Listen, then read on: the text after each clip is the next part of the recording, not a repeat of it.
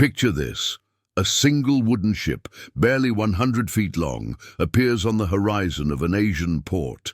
Within minutes, an entire fleet of local warships retreats in terror. Why? Because what's mounted on those decks isn't just cannons. It's a weapon system so advanced, so devastating, that it wouldn't be matched for another 200 years. These weren't just Portuguese ships. They were floating fortresses that held the world's most valuable commodity hostage, pepper. And the technology they carried? It was strictly forbidden to leave Europe. Today, I'm revealing how Portugal built the deadliest naval arsenal in history and used it to threaten the world. Before we dive into this incredible story of power, innovation, and global domination, do me a favor. Hit that subscribe button and smash the like. This story involves secret weapons, maritime warfare, and economic strangleholds that changed world history forever. You won't want to miss what's coming. Now let's get into it. And that brings us to you. What do you think about Portugal's strategy? Were they innovative pioneers or ruthless monopolists? Drop your thoughts in the comments below, and don't forget to subscribe if you haven't already. Hit that notification bell so you don't miss our next deep dive into the weapons and strategies that shaped our world. Thanks for watching, and I'll see you in the next one. Picture this. A single wooden ship, barely 100 feet long, appears on the horizon of an Asian port. Within minutes, an entire fleet of local warships retreats in terror. Why? Because what's mounted on those decks isn't just cannons. It's a weapon system so advanced, so devastating, that it wouldn't be matched for another 200 years. These weren't just Portuguese ships. They were floating fortresses that held the world's most valuable commodity hostage, pepper, and the technology they carried. It was strictly forbidden to leave Europe. Today, I'm revealing how Portugal built the deadliest naval arsenal in history and used it to threaten the world. Before we dive into this incredible story of power, innovation, and global domination, do me a favor, hit that subscribe button and smash the like. This story involves secret weapons, maritime warfare, and economic strangleholds that changed world history forever. You won't want to miss what's coming. Now, let's get into it.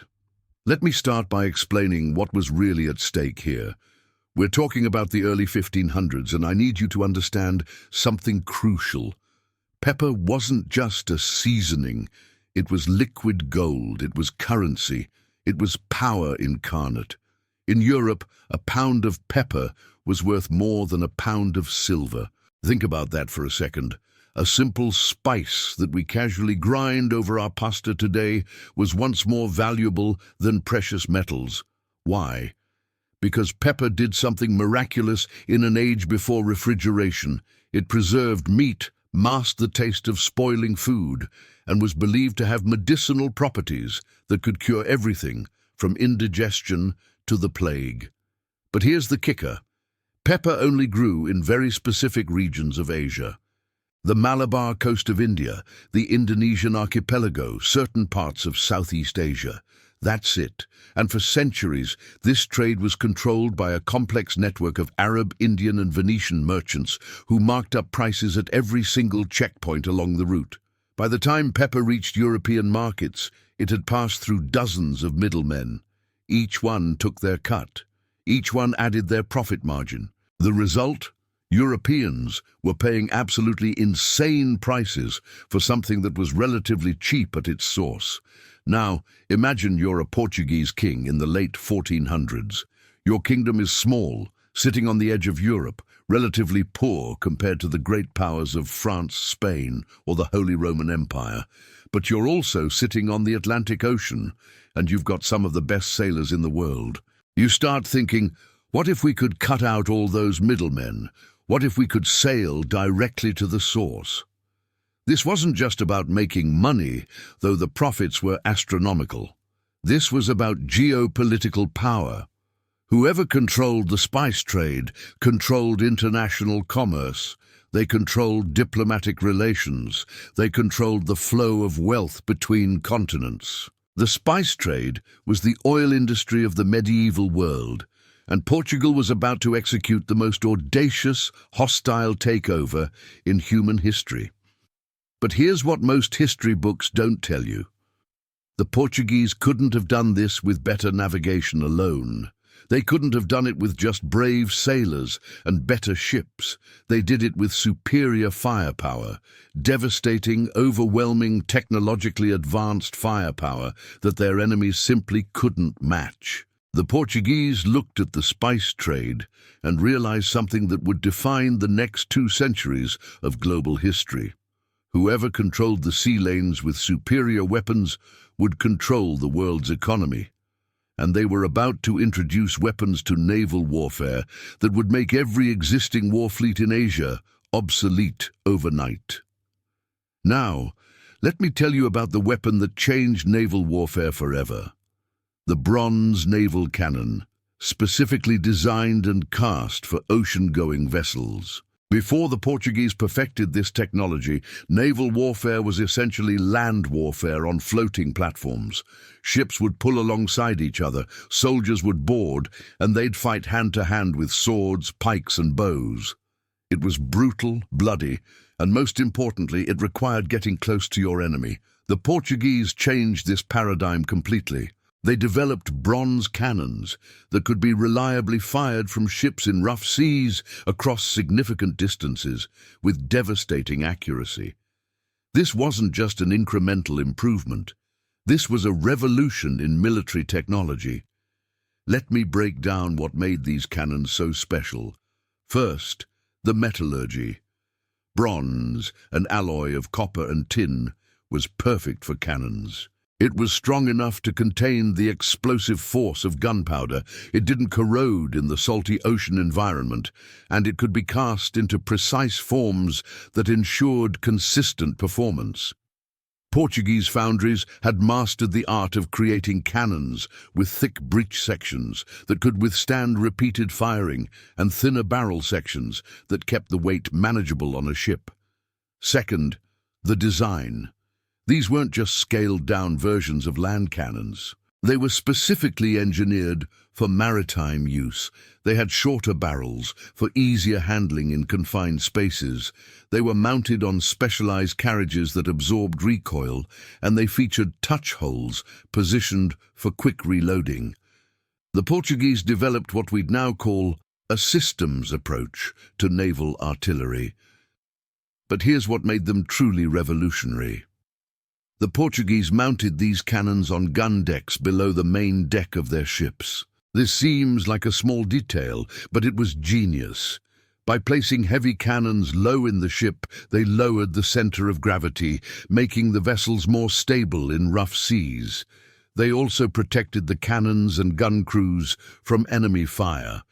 And they could mount more cannons because they weren't limited by deck space. The typical Portuguese carracks and naus of the early 1500s carried between 20 and 40 cannons. Compare that to the largest Asian war vessels of the time, which might have a few small cannons at most, primarily used for signaling or psychological effect rather than actual combat.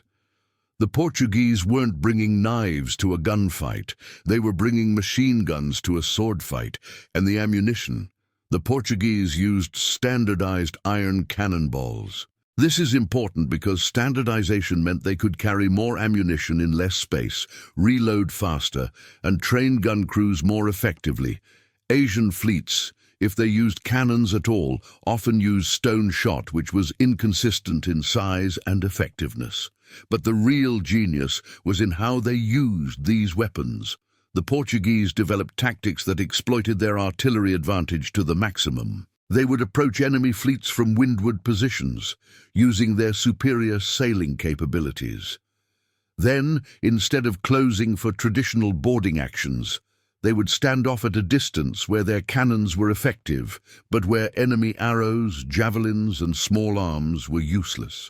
They would systematically blast enemy ships to pieces from a distance, destroying masts, puncturing hulls below the waterline, causing chaos and casualties among tightly packed enemy crews. It was systematic. It was devastating, and it was unlike anything Asian maritime powers had ever encountered. I want you to imagine being on one of those Asian vessels.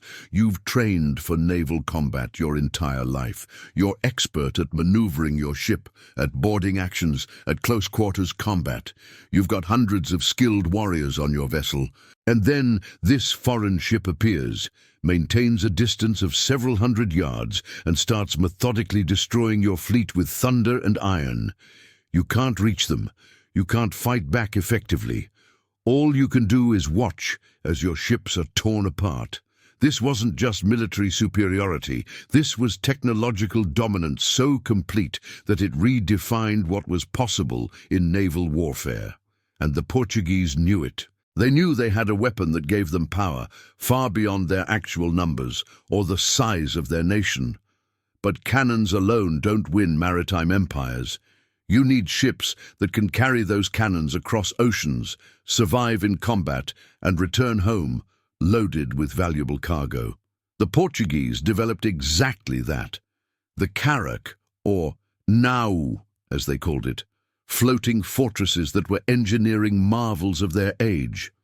Let me describe what made these ships so formidable. The Portuguese carrack was a high-sided multi-deck vessel with a distinctive profile that you could recognize from miles away. It had a high forecastle and an even higher sterncastle. These weren't just decorative features. These elevated fighting platforms gave Portuguese soldiers and musketeers commanding fields of fire over enemy vessels.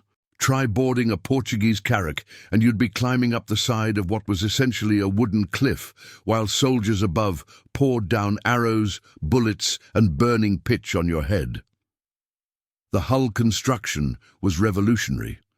Portuguese shipwrights used carvel planking, where planks were laid edge to edge rather than overlapping. This created a smooth hull surface that was not only faster through the water, but also stronger and more resistant to the stress of heavy cannon fire. The internal structure used a robust, frame-first construction method with heavy ribs and multiple decks, creating a ship that could take tremendous punishment and keep fighting. The typical fighting carrack of the early 1500s displaced around 400 to 600 tons, though some reached 1,000 tons or more. For context, most Asian trading vessels were in the 100 to 200-ton range. The Portuguese weren't just bigger, they were vastly bigger. Size mattered in naval combat, especially when you were using it as a stable gun platform. But here's where Portuguese naval architecture really showed its genius. These ships were designed for multiple purposes. They were warships, yes, but they were also cargo vessels designed to make the incredibly long journey from Lisbon to India and back. This meant they needed to be seaworthy enough to round the Cape of Good Hope, one of the most treacherous maritime passages in the world, while carrying enough supplies for crews of 150 to 200 men on journeys that could last 6 months or more. The Portuguese developed innovations in rigging and sail plans that made these massive vessels surprisingly maneuverable. They used a combination of square sails for speed and power and lateen sails for maneuverability. This hybrid rig meant they could sail closer to the wind than square-rigged vessels, but still had the power to drive through Atlantic storms. In combat, this translated to the ability to choose your engagement angle and maintain favorable positions. The interior layout was equally impressive. Multiple decks served different purposes: the top deck for sailing operations and light weapons, the gun decks for the main battery of cannons, the hold for cargo, and separate spaces for officers, crew, passengers, and provisions. Everything was designed with both combat efficiency and long voyage sustainability in mind.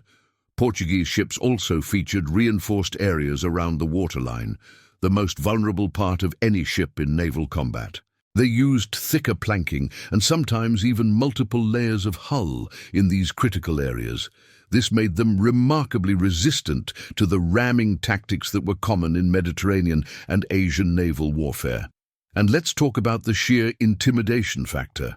When a Portuguese fleet appeared on the horizon, with their high castles, their massive hulls, their forests of masts and rigging, and their gun ports bristling with bronze cannons, they looked like nothing else on the ocean.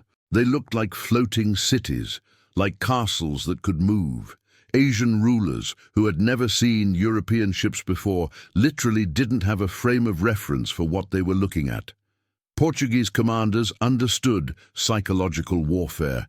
They would often approach important harbors slowly, in formation, with flags flying and sometimes even firing ceremonial salvos to announce their presence. The message was clear. We are here, we are powerful, and we can destroy you if we choose to. But these ships weren't perfect. They were expensive to build, fabulously expensive. They required skilled crews who knew how to handle both the sailing and the gunnery aspects. They were slow compared to lighter vessels, and in calm winds they could be vulnerable to swarms of smaller boats. But in open ocean combat, in rough seas, or when defending a position, they were nearly invincible against anything Asia could field. The Portuguese also established a network of fortified ports and repair facilities along their trade routes. Places like Goa, Malacca, and Hormuz became not just trading posts, but shipyards where these vessels could be maintained and repaired. This logistical network was as important as the ships themselves. It meant that Portuguese vessels could operate thousands of miles from home and still maintain their technological edge. Now here's where this story gets really interesting, and where we see just how seriously the Portuguese took their technological advantage. The weapons and shipbuilding techniques I've been describing weren't just Portuguese innovations. They were state secrets, protected with penalties up to and including death. The Portuguese crown implemented what we'd now call strict export controls on military technology. It was illegal to sell Portuguese cannons to Asian powers. It was illegal to teach local craftsmen how to cast bronze cannons to Portuguese specifications. It was illegal for Portuguese foundry workers or shipwrights to work for foreign powers. Break these laws and you could be executed for treason. This wasn't paranoia, this was strategic calculation. The Portuguese knew that their entire empire rested on technological superiority. The moment Asian powers could build equivalent ships and cannons, the Portuguese advantage would evaporate. They'd just be another player in a crowded market, and they'd lose the ability to dictate terms through military force. Portuguese agents actively worked to prevent technology transfer. They monitored their own craftsmen. They tried to sabotage any attempts by rival European powers to establish their own Asian trade routes. And they went to considerable lengths to ensure that captured cannons didn't fall into enemy hands. If a Portuguese ship was in danger of being captured, standing orders were to spike the cannons, drive iron spikes into the touch holes to make them unusable, or throw them overboard rather than let them be taken. But here's the thing about technology. It's almost impossible to keep secret forever. Knowledge leaks, people defect, enemies reverse engineer your innovations, and this is exactly what started to happen by the mid-1500s. Some Portuguese renegades did defect to local rulers, bringing their knowledge with them. Some Asian powers managed to capture Portuguese cannons and get craftsmen to attempt copies. The Ottoman Empire, which had its own advanced bronze casting technology, began supplying some Asian sultanates with cannons. Even the Chinese, who had actually invented gunpowder and early cannons centuries before Europe, began developing improved naval artillery. But here's what's fascinating. Even when Asian powers got access to the technology, they struggled to match Portuguese effectiveness. Why? Because it wasn't just about the cannons themselves. It was about an entire system. The Portuguese had an integrated naval warfare system that included not just weapons and ships, but tactics, training, logistics, maintenance, and doctrine all working together. You could give an Asian fleet Portuguese cannons, but if they didn't have the training to use them effectively, the discipline to maintain them, the tactics to employ them properly, the logistics to keep them supplied with powder and shot, and the ship designs to mount them effectively, the cannons alone wouldn't be enough. It's like giving someone a Formula One race car. Sure, they've got an incredible machine, but without the supporting infrastructure, training, and expertise, they're not going to win races against professional teams. The Portuguese had spent decades developing their system, and it showed. The Portuguese also continually innovated. They didn't just rest on their technological laurels. They improved their cannon designs. They experimented with different ship configurations. They adapted their tactics based on experience. By the time enemies started to catch up to one generation of Portuguese technology, the Portuguese were already moving on to the next generation. There's also an economic dimension to this that's often overlooked. Bronze cannons were expensive. Maintaining a fleet of heavily armed carracks was expensive. Training professional gun crews was expensive. The Portuguese could afford this because they were extracting enormous profits from the spice trade. They reinvested those profits into maintaining their military edge. Most Asian kingdoms, even wealthy ones, struggled to match this level of sustained military investment. Think about the irony here. The Portuguese were using the profits from dominating the spice trade to buy the weapons that let them continue dominating the spice trade. It was a self-reinforcing cycle of economic and military power. But the Portuguese also knew their monopoly couldn't last forever. By the late 1500s, other European powers, especially the Dutch and the English, were developing their own ocean-going fleets and their own naval artillery. These weren't Asian powers trying to copy Portuguese technology. These were rival European nations with equivalent or even superior maritime traditions and industrial capabilities. The technology that had once been Portugal's secret weapon was becoming standardized across European naval powers, and this would eventually break the Portuguese monopoly. But for nearly a century, Portugal's control over weapons technology gave them disproportionate power on the world stage. Let me explain how the Portuguese used their naval superiority to establish one of history's most effective trade monopolies. This wasn't just about winning battles, it was about controlling an entire economic system through strategic use of force. The Portuguese strategy was brilliant in its simplicity. They didn't try to conquer the interior of Asian territories. They didn't need to. Instead, they seized control of strategic maritime choke points, narrow straits, key ports, and harbor entrances that all spice trade had to pass through. Think of it like controlling highway exits. You don't need to own all the land, you just need to control where the roads converge, where ships have to pass.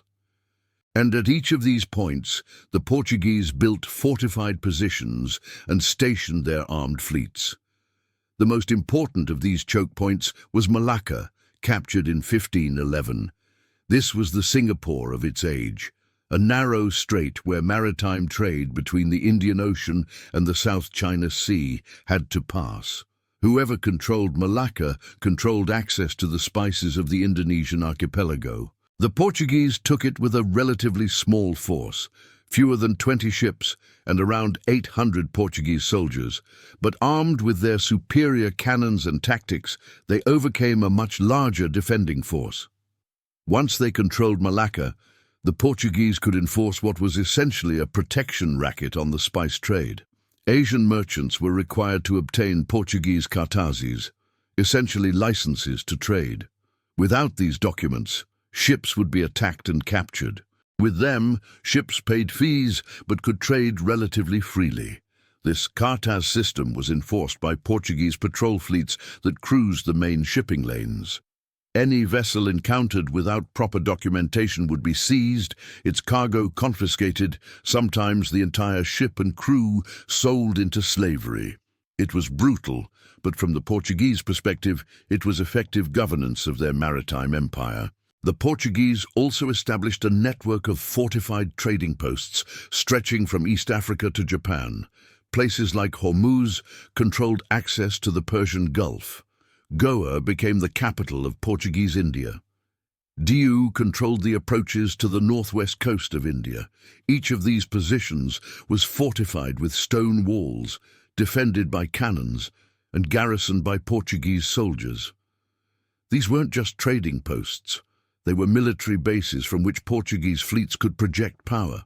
If the local ruler refused to trade on Portuguese terms, a fleet would appear, bombard their coastal cities, and enforce compliance.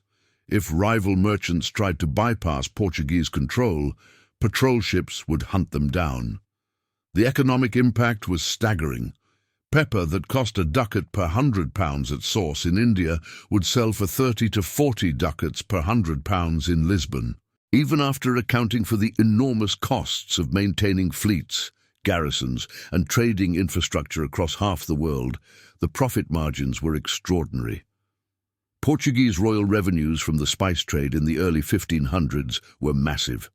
Some estimates suggest that at its peak, the Estado da India, the Portuguese state in India, generated revenues equivalent to the entire tax income of the Portuguese crown from domestic sources. The spice trade was doubling the kingdom's wealth. But the Portuguese stranglehold wasn't perfect, and it faced constant challenges. Local rulers resented Portuguese control and supported smugglers and pirates who tried to evade the cartel system. Muslim merchants, who had dominated the spice trade for centuries, worked actively to undermine Portuguese authority, and Asian naval powers continued to probe for weaknesses in the Portuguese system. The Portuguese responded to these challenges with what we'd now call counter-insurgency operations. They conducted punitive raids against ports that harbored smugglers. They made examples of captured pirates, often executing them publicly in horrific ways to deter others. They played local politics, supporting some rulers against others to maintain favorable trade conditions. There was also a religious dimension to Portuguese control that's important to understand. The Portuguese saw themselves as crusaders carrying Christianity to Asia. They offered preferential trading terms to Christian communities. They supported missionary activities, and they sometimes framed their conflicts with Muslim merchants and kingdoms as religious warfare. This religious motivation shouldn't be dismissed as mere propaganda. Many Portuguese genuinely believed they were doing God's work, which made them even more committed to maintaining their control. The stranglehold also had unintended consequences. By concentrating the spice trade through Portuguese-controlled channels, they made it more efficient in some ways, but also more vulnerable to disruption. A single successful attack on a Portuguese convoy or port could affect the entire year's supply to Europe. This motivated other powers to find ways around Portuguese control. Some Asian merchants began using overland routes more extensively, despite the higher costs. Others waited for the arrival of Dutch and English ships later in the century, hoping to play European powers against each other. The spice-producing regions themselves sometimes restricted production to drive up prices or to pressure Portuguese concessions. But for most of the 1500s, the Portuguese stranglehold on the spice trade was remarkably effective. They had essentially weaponized their control of maritime trade routes, using military force to create and maintain a commercial monopoly. It was the ultimate merger of military power and economic exploitation. And it worked because they had ships and weapons that no one else in the Indian Ocean world could match. Let me tell you about some specific engagements that show just how terrifying Portuguese naval power was to Asian kingdoms. These weren't minor skirmishes. These were battles where the Portuguese faced overwhelming numerical disadvantages, but won through sheer technological superiority. The Battle of Diu in 1509 is a perfect example. The Sultan of Gujarat, supported by the Egyptian Mamluk Sultanate, assembled a massive fleet to drive the Portuguese from Indian waters. We're talking about hundreds of vessels, Some sources say over 200 ships, with thousands of soldiers. The Portuguese fleet defending their position consisted of approximately 19 ships. The odds were insane. The Allied fleet outnumbered the Portuguese by more than 10 to 1. By any conventional military calculation, the Portuguese should have been annihilated, but they weren't. In fact, they won decisively. How? Superior gunnery and tactics. The Portuguese commander, Francisco de Almeida, knew his advantage lay in his cannons. He positioned his fleet to prevent being surrounded and then systematically destroyed the enemy fleet at range. The Allied vessels tried to close for boarding actions, the traditional Asian naval tactic, but Portuguese cannon fire ripped them apart before they could get close enough. The Allied fleet had some cannons, but they were smaller, less numerous, and used ineffectively. Portuguese gun crews could fire faster, aim better, and coordinate their fire. The battle lasted several days, but the outcome was never really in doubt. The Allied fleet was destroyed or scattered. Portuguese casualties were minimal. The Sultan's navy was essentially eliminated as a threat. Think about the psychological impact of this. The greatest powers of the region, Gujarat and Egypt, two of the wealthiest and most militarily powerful states in the Islamic world, had pooled their resources and still couldn't defeat a Portuguese fleet that was outnumbered more than 10 to 1. The message was clear. Conventional naval forces, no matter how numerous, couldn't stand against Portuguese firepower. Another example, in 1521, a single Portuguese ship, the São Tomé, found itself surrounded by a fleet of 80 Chinese junks in the Pearl River. The Chinese demanded the Portuguese leave or face destruction. The Portuguese captain declined. What followed was a multi-hour battle where one Portuguese ship, armed with about 20 cannons, fought off an entire Chinese fleet. The Chinese junks tried to board from all sides, but Portuguese gunnery kept them at bay.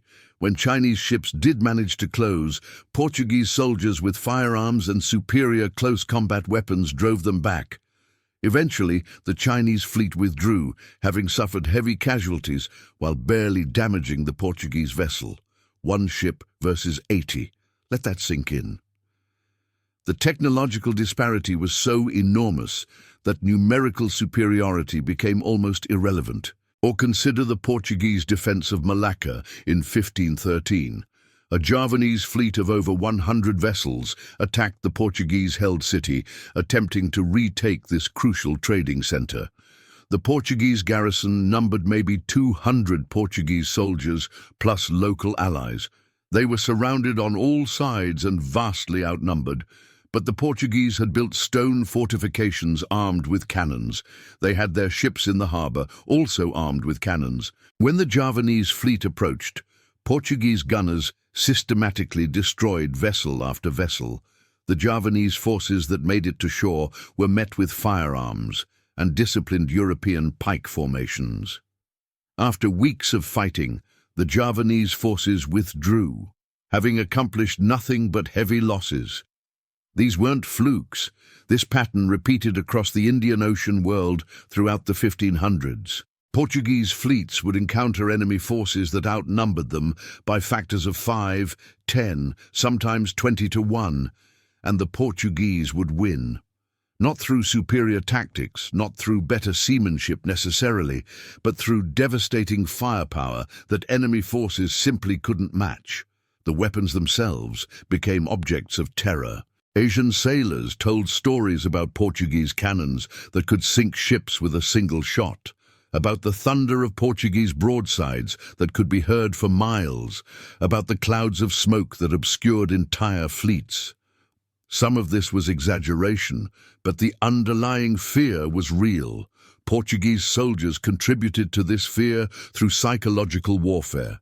They would sometimes fire cannons loaded with chains or multiple shot to create horrific casualties among tightly packed enemy crews. They would display captured enemy flags and execute prisoners publicly to demoralize opponents. They cultivated a reputation for invincibility in naval combat. But Portuguese weapons also had limitations, and smart enemies learned to exploit them.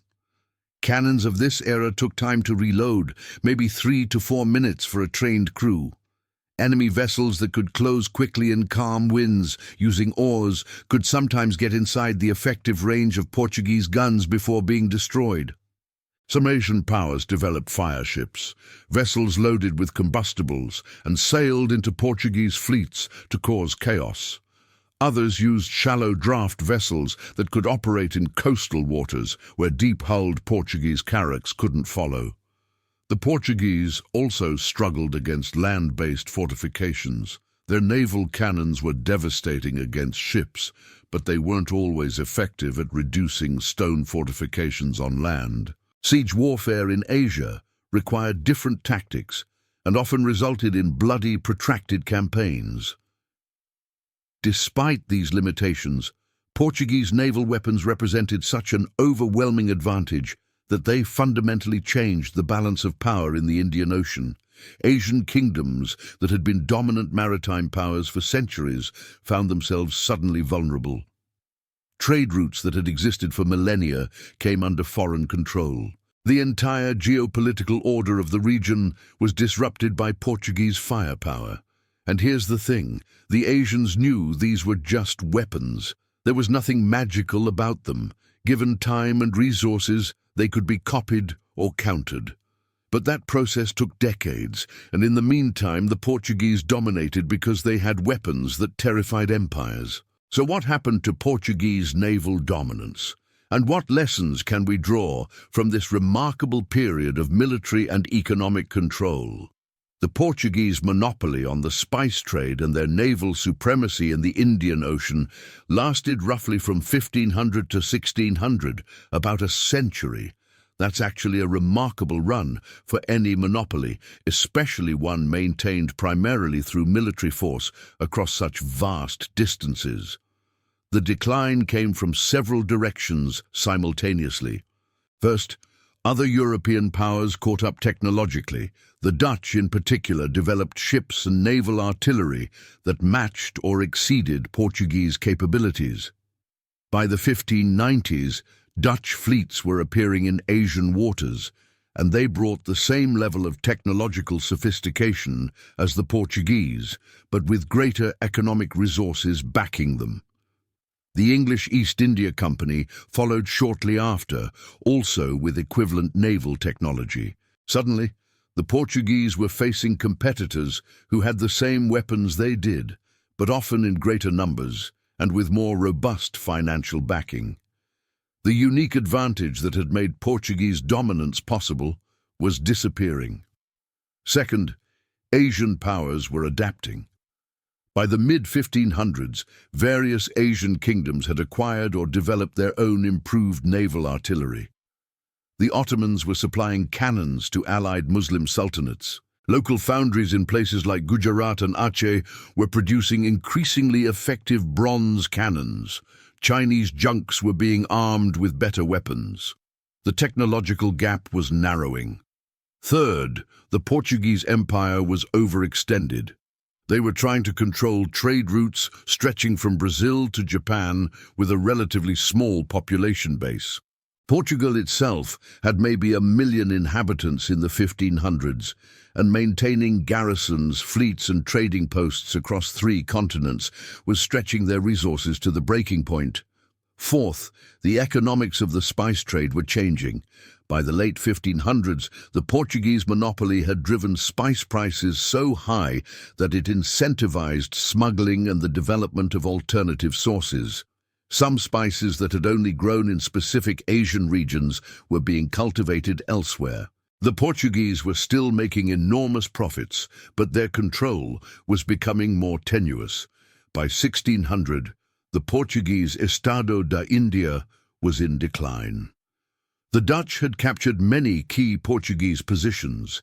English merchants were establishing their own trading networks. Local Asian powers were reasserting control over their own ports and trade routes. Portuguese fleets were still formidable, but they were no longer dominant. But here's what's important about the legacy. The Portuguese had fundamentally changed Asian maritime warfare. After Portuguese contact, every major Asian naval power began modernizing their fleets along European lines. The integration of heavy naval artillery into ship design became standard. The tactics of standoff gunnery replaced traditional boarding actions. The Portuguese had essentially exported European naval warfare to Asia, and it transformed the region. The Portuguese also established many of the maritime trade routes and networks that would persist for centuries. The triangular trade between Europe, Africa, and Asia that the Portuguese pioneered became the model for later European colonial enterprises. The network of fortified trading posts evolved into the colonial port cities that still exist today. From a military technology perspective, the Portuguese experience demonstrates several important lessons. First, technological superiority can provide disproportionate military advantage, but only temporarily. Technology always spreads, and advantages erode over time. The Portuguese had maybe 50 years of unchallenged superiority, another 50 of declining but still significant advantage, and then they were just one player among many. Second, technology alone isn't enough. The Portuguese succeeded because they had integrated their weapons into a complete system of tactics, logistics, and strategy. Asian powers that acquired Portuguese cannons but didn't adopt the supporting infrastructure and doctrine found that the cannons alone weren't enough to match Portuguese effectiveness. Third, economic and military power reinforce each other. The Portuguese used military force to establish economic control, then used the profits from that economic control to maintain military superiority. This positive feedback loop sustained their empire for a century, but it also meant that when the economic foundations weakened, military decline followed quickly. Fourth, maintaining technological advantages requires continuous innovation and resource investment. The Portuguese couldn't just build a fleet of armed carracks and then rest. They had to keep building new ships, training new gun crews, improving their designs, and adapting to enemy countermeasures. The moment they stopped innovating, competitors caught up. From a historical perspective, the Portuguese maritime empire represented an early form of globalization. Trade networks connecting distant continents, enforced by military technology and backed by economic calculation. The model they established would be followed by the Dutch, the English, and eventually other European colonial powers. The age of European global dominance that lasted until the 20th century was, in many ways, built on foundations laid by Portuguese ships and cannons. The legacy also includes the negative consequences of this dominance.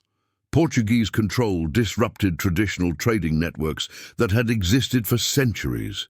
Indigenous merchants lost economic opportunities. Local political systems were destabilized. The precedent of using military force to control economic resources was established and would be repeated countless times in subsequent centuries. But from a purely military and technological standpoint, what the Portuguese achieved was remarkable.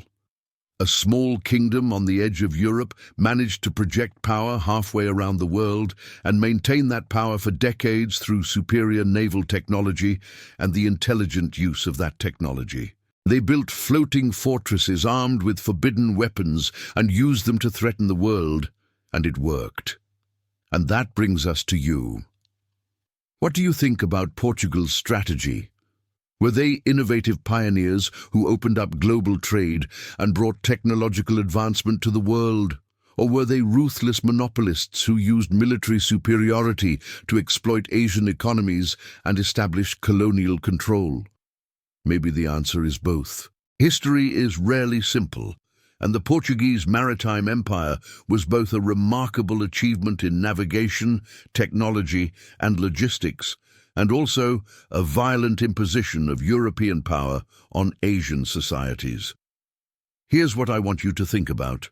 The pattern we saw with Portuguese ships and cannons, technological superiority leading to military dominance, leading to economic control, has repeated throughout history. We've seen it with industrial technology in the 19th century, with nuclear weapons in the 20th century, and we're potentially seeing it now with information technology and artificial intelligence. The questions the Portuguese experience raises are still relevant today. How long can technological advantages be maintained? What are the ethical implications of using technological superiority to impose economic or political control? How do we balance innovation and competition with fairness and equity?